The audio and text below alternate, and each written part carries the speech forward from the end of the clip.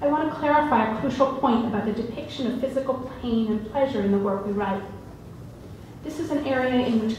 intention creates craft, so any murkiness, lack of awareness, or dubious motives in our relation to our subject or characters will show up on the page. In our first attempts at depicting pleasure and pain, we fairly often make ourselves and our readers uncomfortable, maybe censoring ourselves in response, or maybe shrugging our discomfort off as Puritanism, when that discomfort is actually a useful guide to a potential aesthetic misstep. The difficulty arises when we forget that the reader will always feel something different about the character's situation than the character does. Physical pleasure for the characters cannot be physical pleasure for the reader, and physical pain for the characters cannot be physical pain for the readers.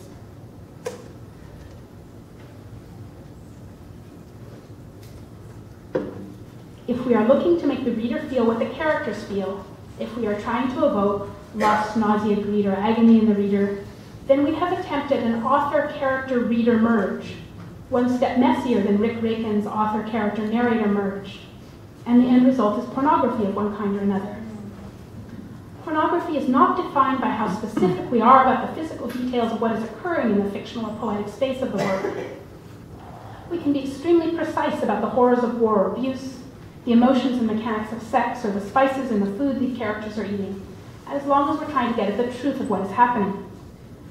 But as soon as we begin to try to manipulate the reader into feeling a specific sensation or emotion, whether desire or repulsion,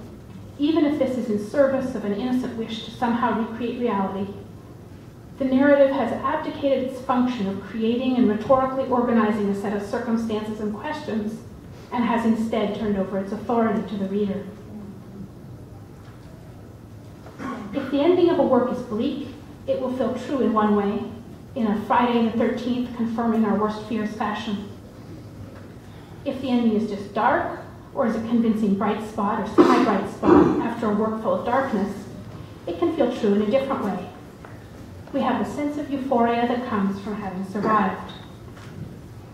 We need literature that dramatically enacts the possibility of survival, because we seem to have been constructed to live in some other better world, which would explain our outraged surprise at the constant troubles of this one,